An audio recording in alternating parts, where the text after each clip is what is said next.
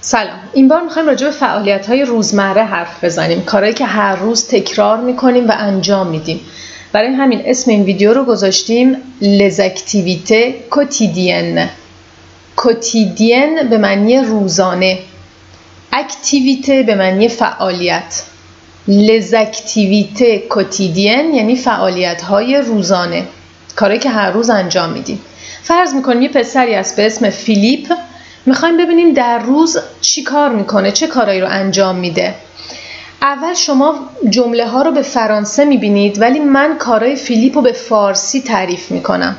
شما سعی کنید جملات رو با صدای بلند به فرانسه بخونید و حدس بزنید که کلمات چجوری تلفظ میشن. در آخر من متن کامل رو به فرانسه براتون میخونم تا متوجه بشین که آیا درست تلفظ کردین یا نه. چون شما دیگه از این مرحله به بعد میتونید خودتون تلفظ خیلی از کلمات رو حدس بزنید و این تمرین خیلی خوبی میشه براتون. خب بریم ببینیم فیلیپ روزا چی کار میکنه. فیلیپ ساعت 6 صبح بیدار میشه.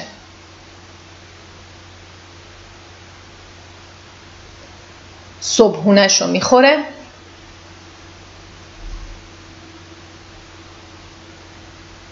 دوش میگیره. ریش و سیبیلش رو میزنه.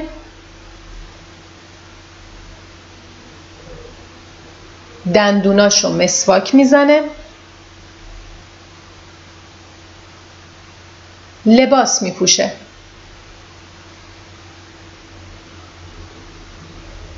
کفشاش رو پاش میکنه.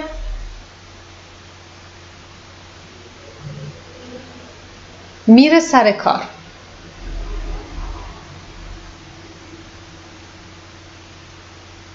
تا ظهر کار میکنه.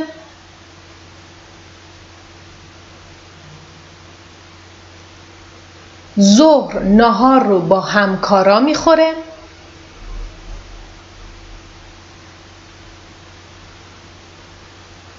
ساعت 4:30 بعد از ظهر کارش رو تموم میکنه.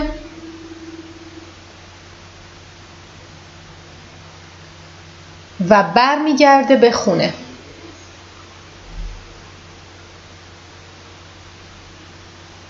کفشاشو در میاره.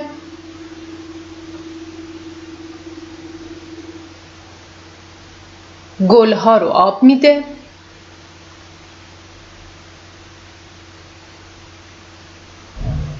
غذا آماده میکنه.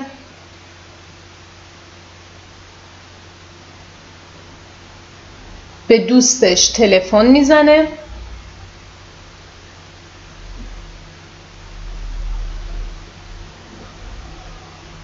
برنامه مورد علاقه‌ش رو توی تلویزیون نگاه میکنه.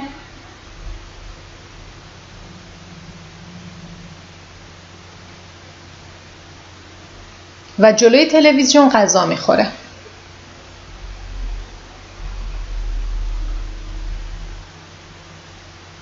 فیلیپ لباس راحتیشو میپوشه.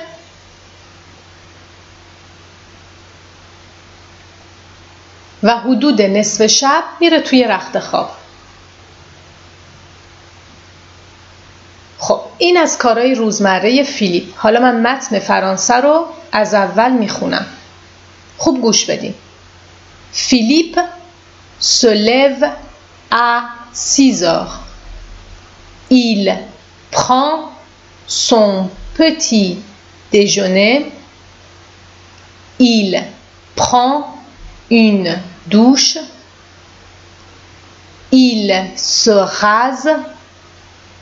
Il se brosse les dents. Il s'habille. Il met ses chaussures. Il va au travail. Il travaille jusqu'à midi. Il déjeune à midi avec les collègues. Il finit son travail à 16h30 et il en rentre à la maison. il enlève ses chaussures. Il arrose les plantes. Il prépare à manger. Il téléphone à sa copine. Il regarde son émission préférée à la télévision et il mange devant la télé. Philippe met son pyjama et il se couche vers minuit. یه بار دیگه متن رو میخونم. Philippe se lève à 6 heures. Il prend son petit déjeuner. Il prend une douche. Il se rase. Il se brosse les dents. Il s'habille. Il met ses chaussures. Il va au travail. Il travaille jusqu'à midi. Il déjeune à midi avec les collègues.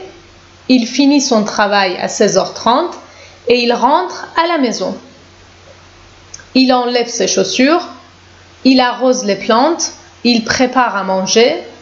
Il téléphone à sa copine. Il regarde son émission préférée à la télévision et il mange devant la télé. Philippe met son pyjama et il se couche vers minuit. این کارایی هستش که فیلیپ روزانه انجام میده. حالا سعی کنید این تمرین رو برای خودتون انجام بدید.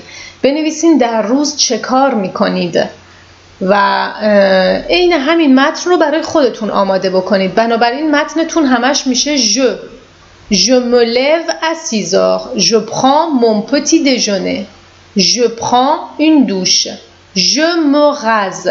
و به همین حالت کل این متن رو با جو بنویسید.